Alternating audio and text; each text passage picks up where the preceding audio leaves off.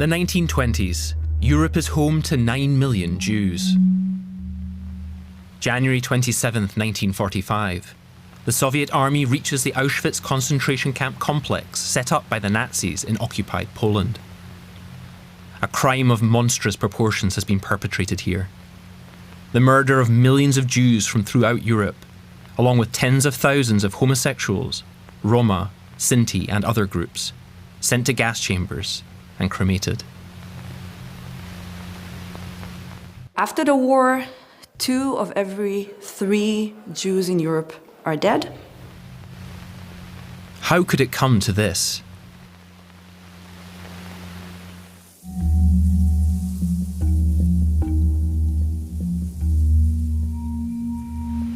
The people who died in the extermination camps were the Jewish neighbours, colleagues and friends of ordinary German citizens, vilified and declared mortal enemies by the Nazis, all within the 12 years of the Third Reich.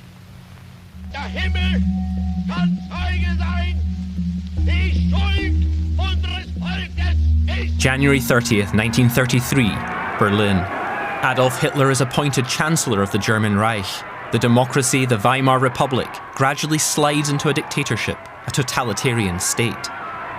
The exclusion of Jews from society begins immediately. Terror at the hands of the SA stormtroopers. In April, a boycott of Jewish businesses, lawyers and doctors. Heute Morgen 10 Uhr hat der Boykott begonnen. Wird bis die Mitternachtsstunde fortgesetzt. Vollzieht sich mit einer schlagartigen Wucht, aber auch mit einer imponierenden Manneszucht. Jewish civil servants are removed from their jobs. Ostracization and persecution gather pace.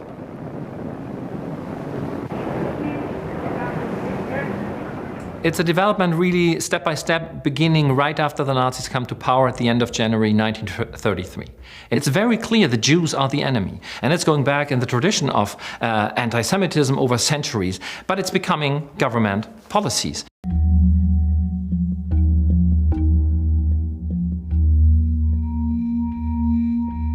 Eheschließungen zwischen Juden und Staatsangehörigen deutschen oder artverwandten Blutes sind verboten.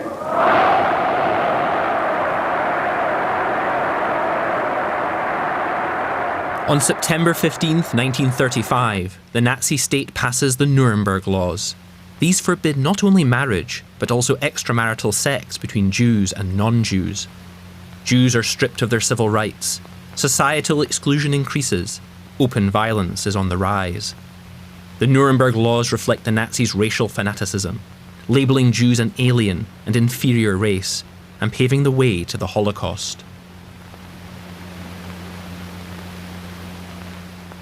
The Nuremberg Laws are saying that a person of so-called Jewish blood cannot be German, so they are not citizens of the German Reich. With that discrimination, not being allowed to sing in a choir, not to be allowed to be in a sports club, not to have your own pet, a German dog is not allowed to live in a Jewish family. Steps like that. You can shop only after 4 o'clock in the afternoon. So you are separated from the surrounding majority society.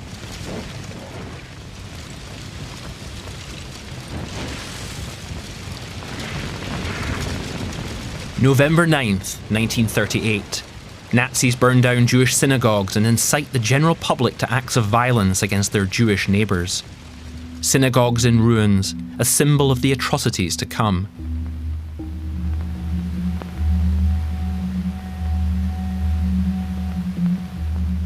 These days mark the transition from discrimination to open, unbridled violence towards German Jews, without any significant resistance from the rest of the population.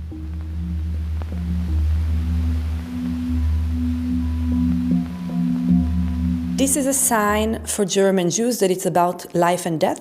That is probably the most important and shocking steps in anti-Jewish actions by the Nazi state. The new estimations of researchers show that probably over 1,300 people were murdered in those days. We have open terror and murder out in the streets, and with this, for German Jews, it becomes clear German Jewry really comes to an end.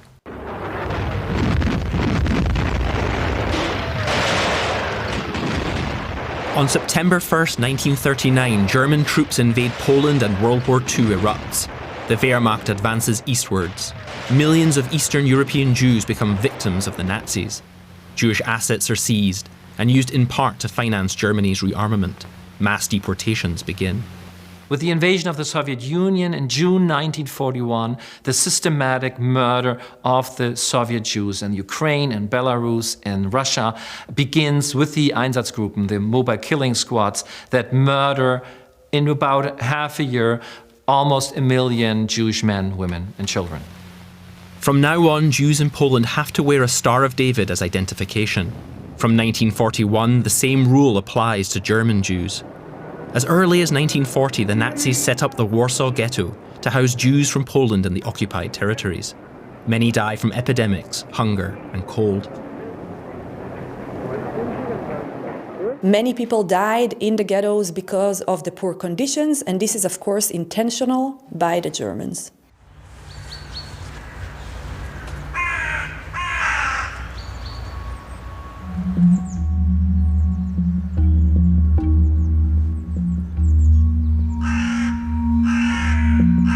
January 20th, 1942, a villa on the banks of the Wannsee Lake outside Berlin.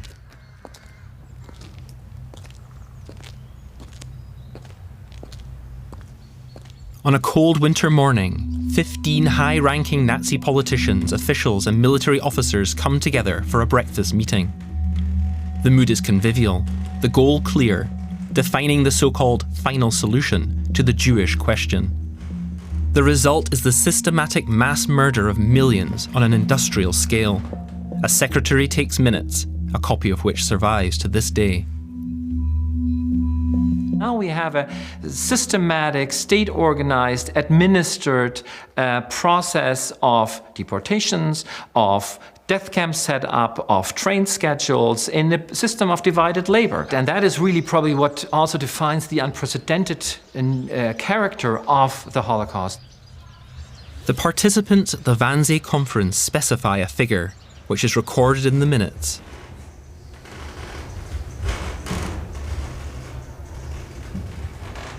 It's clear that eventually all of them have to be extinct to the last one. Without this meeting, the crime, the mass murder, the Holocaust could not have happened. Meanwhile, the Nazi state had a well-oiled machine at its disposal to deport and kill millions of people in the extermination camps. In the Auschwitz gas chamber alone, the SS murdered up to 6,000 people a day, sending the bodies to the crematoria. Auschwitz definitely became the symbol of the Holocaust and National Socialistic crime and this break of civilization. Why do the murderers of the Einsatzgruppen pull the trigger? These are family fathers who have families at home. Why do they do it? It's a very thin crust of culture and civilization and of ethics. If you would have told them in 1933, within 8 years, you'll go to Eastern Europe and murder your neighbors, they would have denied it. Yet they murder by the thousands.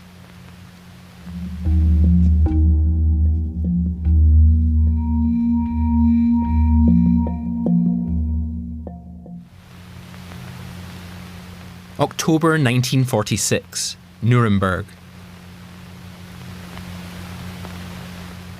In the trial of the main war criminals, 12 Nazis are sentenced to death, and 7 sent to prison for the first time on the grounds of crimes against humanity.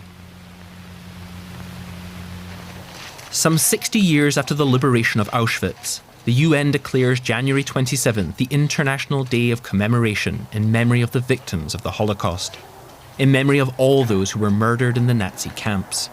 A day of commemoration that's observed all around the world.